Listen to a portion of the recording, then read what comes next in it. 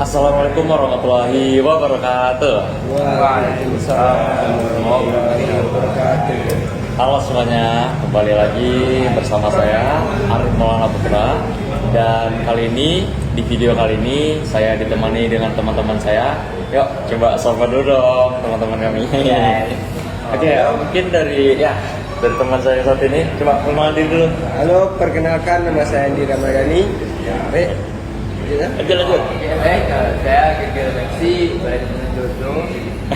Oke, lanjut. Baik, perkenalkan nama saya Abdul Mujib. Saya Oke, jadi kan sini kita udah tahu nih, kayak dari saya sendiri ataupun juga dari teman-teman. Nah, kami di sini berlima ini kita dalam rangka apa nih? Podcast ini, wawancara. Oke. wawancara Wawancara. seorang coach renang itu. Mengenai apa tuh? Tentang masalah trauma gitu. Trauma ya. Air. Oke.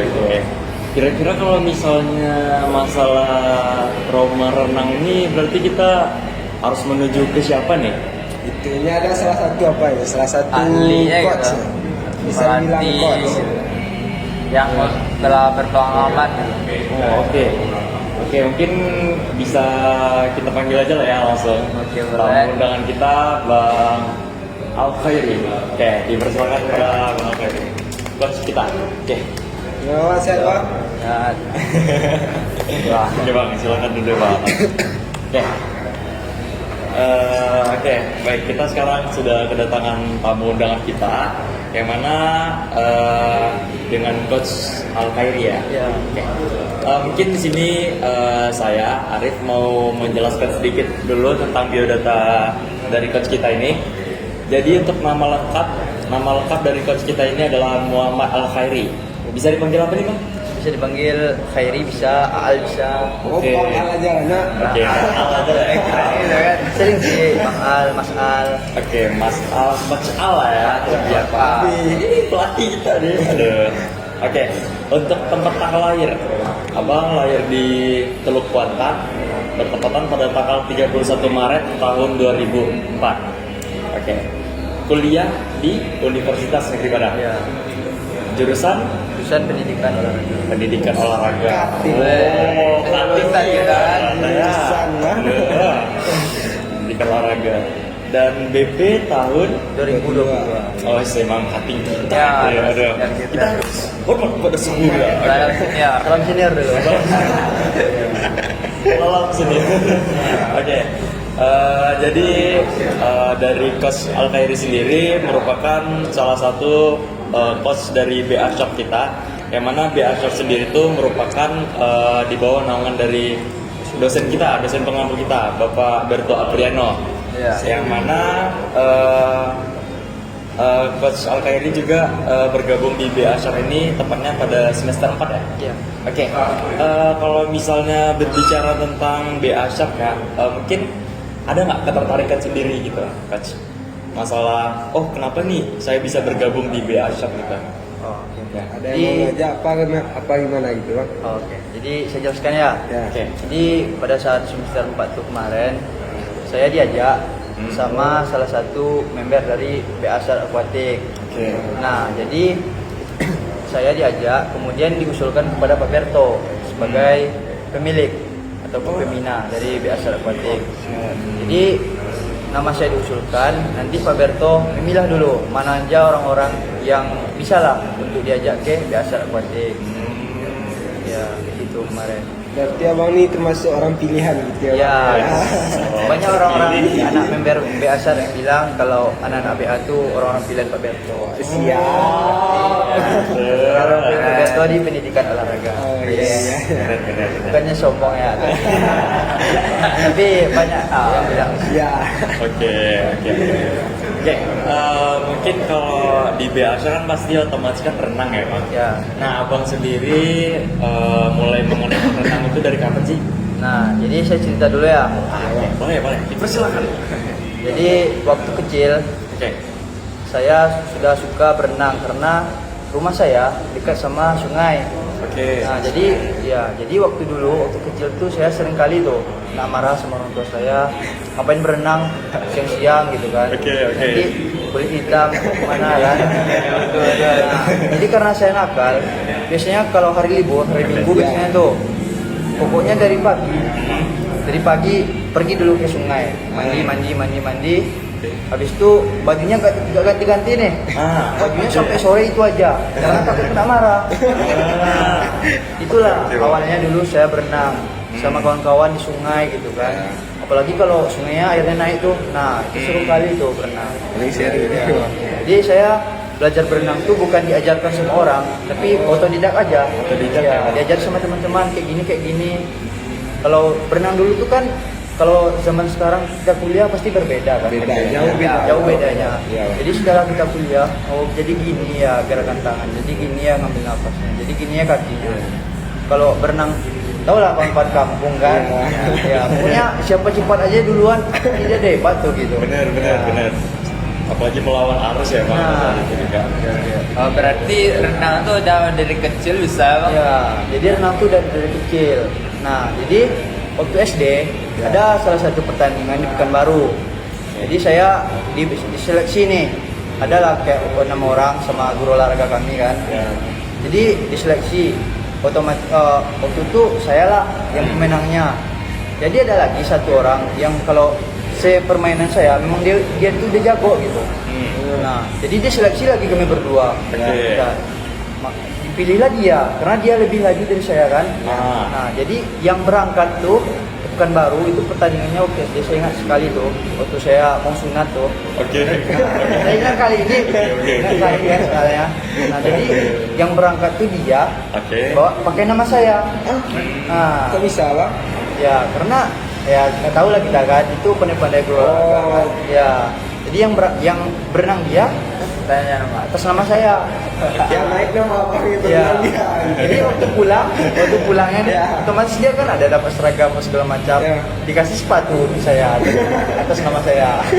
Jadi gitu berenang. Oke. Mungkin tuh kayak pengalaman abang waktu kecil ya, kayak gimana awal bertemu dengan yang namanya renang tuh gimana? Mungkin dari sungai ya bang, awalnya tuh kayak di dekat rumah tuh ada sungai dan juga mungkin ada teman-teman juga yang ngajak main, ayolah main kita gitu ya bang.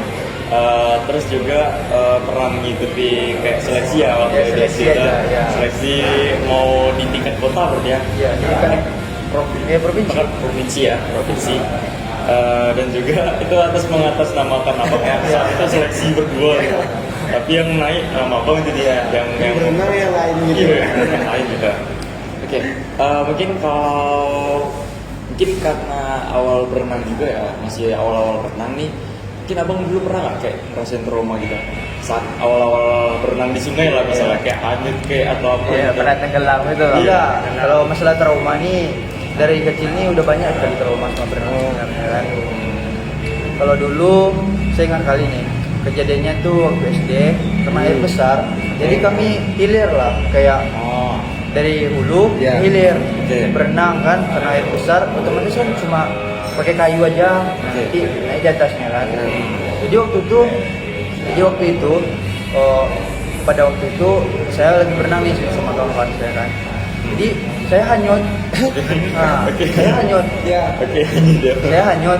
Terus dibantu sama kawan saya satu. Saya ingat kali itu namanya Ipal namanya. Ipal.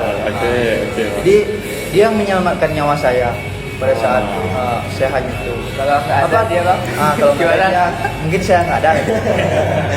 Nggak ada dia masih di video ini. Jadi Oke bang, lanjut bang.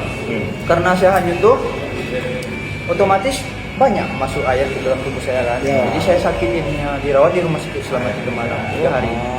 Nah, jadi udah dari kecil tuh lah merasakan trauma berenang.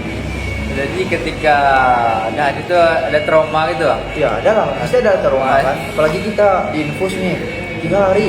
Lumayan tuh. 3 hari. Itu ini belum ya, ini pengalaman pertama nih. Nah, jadi ada lagi pengalaman kedua. Jadi pengalaman kedua ini waktu itu lagi musim-musimnya peti di kampung saya. Tahu peti? Apa peti itu, Bang?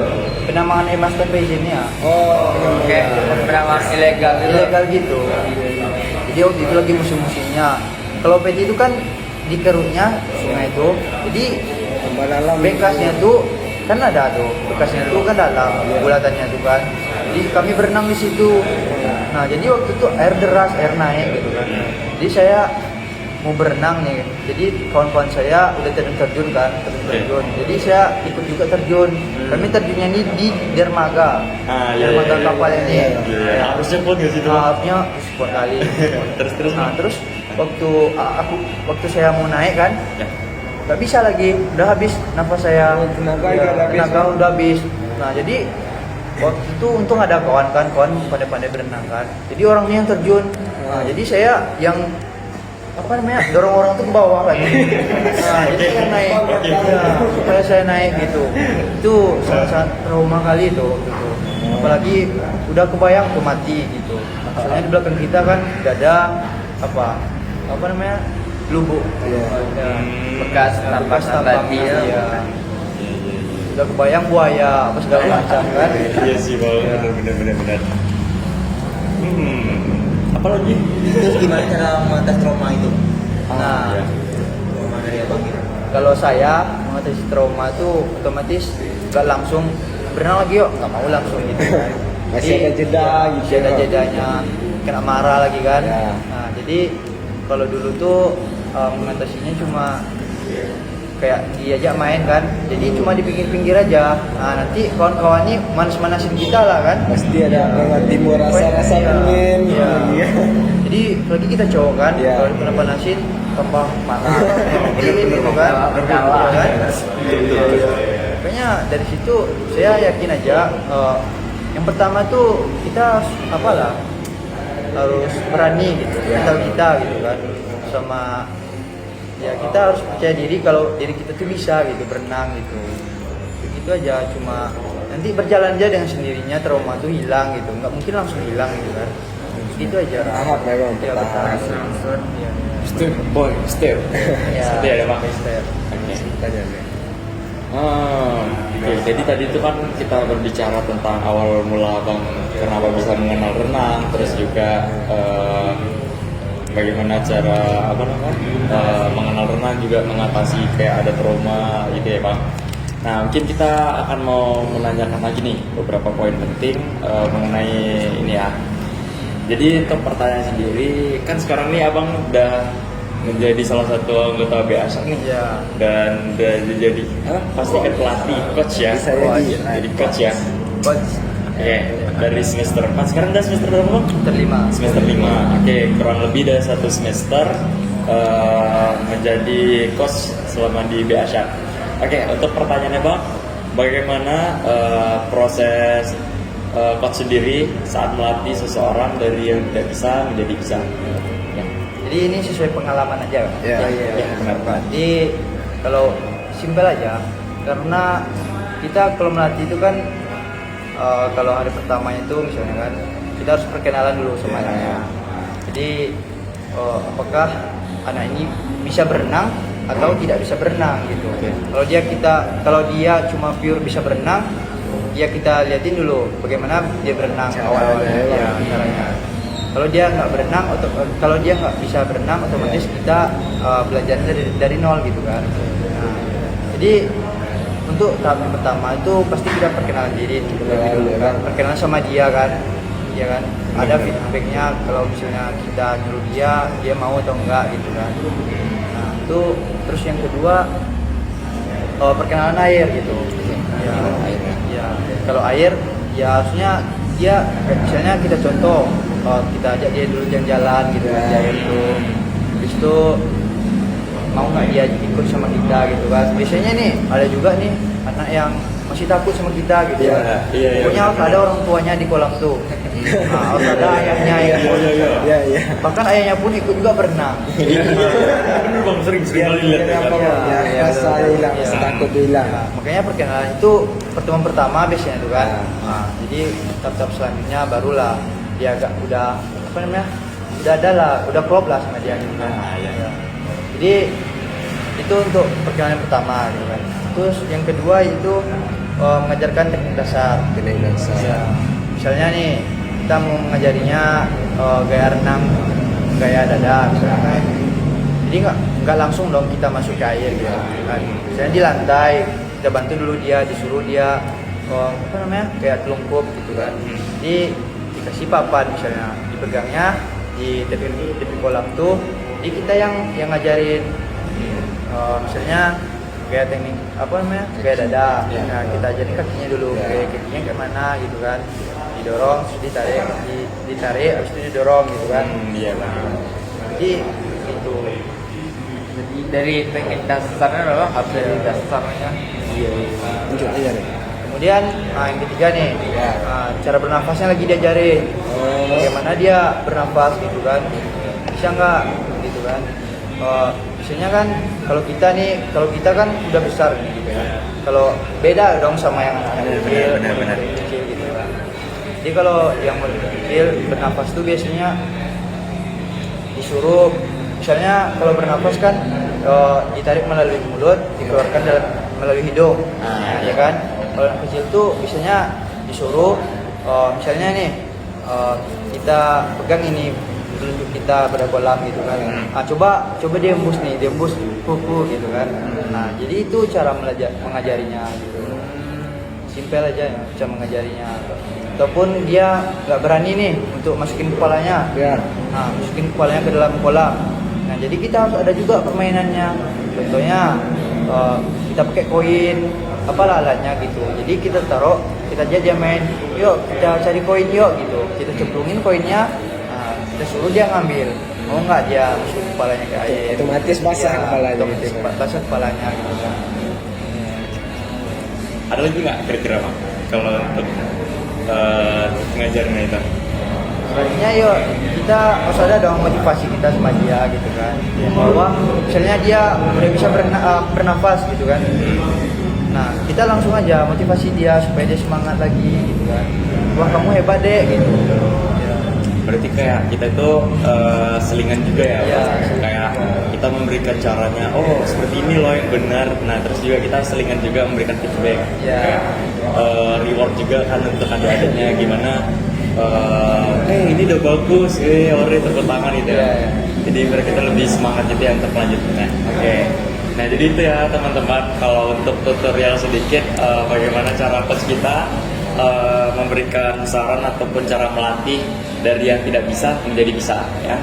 Oke, untuk lanjut pertanyaan selanjutnya. Sabar dulu ya, sabar. Terbentar. Bang, minum dulu bang. Iya, dari panjang yang Makanya terus minum dulu. Sabar dulu. Mohon maaf pemirsa terlalu menonton. Oke, coba Minum dulu ya. Minum dulu. Biar santai, relax. Coba maaf bang.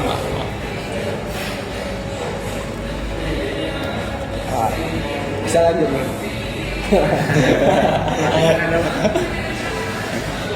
Kira-kira kalian ada nggak nanya-nanya gitu? Yang tadi. ya tadi bisa dipahami juga lah kan dari tekniknya. Udah jelaskan semua sama bang.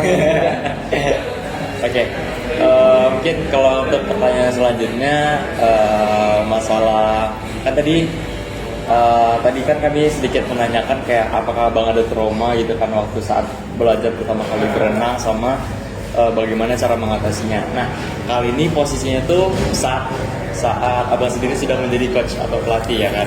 Nah gimana sih cara abang gitu mengatasi bagaimana ketika ada orang yang kayak udah trauma gitu saat mereka mau melakukan renang itu kayak udah takut gitu kan, mungkin kayak contoh keseret ombak lah atau kayak halnya tadi di sungai.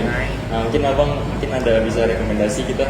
Nah jadi untuk melatih orang yang trauma nih gitu kan, harusnya kita cari tahu dulu nih apa penyebab dia jadi trauma gitu kan. Nah jadi kalau melatih harusnya kita membangun rasa aman dulu kan. Kamu aman kok kalau sama saya gitu. Kamu aman kok ada di sebelah kamu gitu kan. Jadi kayak gitu, jadi mengatasi traumanya gitu. Jadi kita tuh meyakinkan dia bang. Iya, kita harus meyakinkan dia kalau dia tuh aman gitu. Kalau trauma ini kan harus butuh kesabaran lah kita kan sebagai orang gitu kan. Harus ada berenang. Mau tanya nih, kalau kita renang tuh bagusnya di jam berapa? Apa? Kalau kita mau berenang tuh bagusnya di jam berapa? Nah, jadi kalau kita mau berenang tuh efektifnya gitu kan. Efektifnya sih pagi. Ya, jam 7 tuh udah bagus tuh berenang. Karena soalnya pagi itu apa kan udaranya masih sejuk gitu kan. Ya. Jadi kalau nggak bagusnya tuh sore. Kalau udah jam 5 lewat, nah itu nggak bagus lagi. Soalnya apa namanya? Udaranya dingin, nanti kita cepat dingin gitu. Kecuali gitu. Ya, kalau saya melatih biasanya anak tuh pokoknya sebelum jam 6 tuh udah selesai lagi. Pokoknya ya. Karena kan takut dia nanti dingin. Ya. Jadi dia otomatis nggak mau lagi dong dia berenang. Udah ada nggak teman-teman? Mungkin Ya. Kan dalam olahraga renang kan ada 4 gaya tuh. Gaya apa yang cocok untuk diajarkan ke anak-anak yang baru belajar renang? Nah, jadi ada 4 gaya kan. Kalau menurut saya lebih baik lebih cocoknya kalau untuk pemula tuh gaya dada. Soalnya gaya dada tuh lebih simpel lah daripada gaya yang lain gitu kan. Cuma kakinya, cuma tangannya. Kalau koordinasinya nggak terlalu sering gaya bebas. Apalagi gaya kuku. Apalagi gaya kuku. Kalau bagi saya kayak gaya bergaya nih yang susah nih gaya kuku lah. Soalnya oh iya gaya kuku. Ada lagi teman-teman? Lisensi nggak sih Bang? Nah, kalau saya, jadi kebetulan di BA Syar ini cuma beberapa yang baru lisensi. Tapi lisensi pelatih cuma ada beberapa gitu. Tapi kalau lisensi wasit kayaknya udah beberapa. Soalnya saya ini masuk BA Syar udah yang yang baru-baru gitu. Ya. Dan kemarin ada lisensi pembukaan di Tubuh Alung gitu kan. Jadi karena saya ada acara juga, soalnya nggak jadi saya ambil lisensi gitu. Dan insya Allah Pak Berto tahun depan katanya mau buka lisensi untuk pelatih gitu. Semoga top kita ini diterima ya jadi lisensi. Ya ini nih apa namanya, lisensi itu kan ada urutannya tuh. Lisensi apa aja tuh Coach? Lisensi Ada E, lisensi E. Itu apa tuh yang membedakan D, C, BA itu? Nah, kalau sama kayak lisensi bola gitu kan. Ya kalau pemula tuh otomatis dimulai dari D dulu kan. Ya. Kalau wasit juga lisensi D. Baru C ada kan? D. Ada lagi. mungkin udah pas. Oke. Gimana teman-teman kita untuk podcast kita ini? Apakah ada yang mau ditanyakan lagi kepada coach kita ini? Mumpung coach lagi berbaik hati. Mungkin mungkin pas ini ya. Pas ya. Oke. Mungkin karena sudah banyak juga ya mungkin Dan tadi. pertanyaan. Terus juga ada banyak juga kayak penyampaian yang telah diberikan oleh Coach Al-Khairi tadi mengenai tentang pengalamannya juga, terus kayak traumatik, terus juga bagaimana cara renangnya itu ada renang gaya apa aja, lisensi apa aja, dan juga bagaimana cara melatih yang tidak bisa menjadi bisa, dan yang terakhir tadi itu yang masalah traumatik pada orang lain dan bagaimana menyembuhkannya gitu. Nah mungkin itu saja untuk podcast kita kali ini, dan kalau misalnya garing, kami mohon maaf ya, karena kita sama-sama belajar dan juga sama-sama berproses. Ya nggak?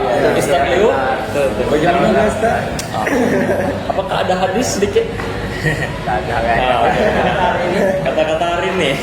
Apa? Tetap semangat. Walaupun tanpa penyemangat. Ulangi. Tetap semangat. Walaupun tanpa penyemangat. Oke, sekian, terima kasih banyak untuk Coach Al-Khairi yang telah bersempatkan hadir dalam podcast kita kali ini, dan juga bisa menemani kami untuk sharing-sharing time dengan kami tentang masalah renang tadi. Terima kasih banyak Coach Al-Khairi. Terima kasih banyak Bang. Thanks coach. Oke, sekianlah video podcast kami, podcast singkat ya ceritanya tadi. Nah, apabila ada kesalahan kata, kami mohon maaf, kami akhiri. Wabillahi taufiq wal hidayah. Wassalamualaikum warahmatullahi wabarakatuh. Sampai jumpa.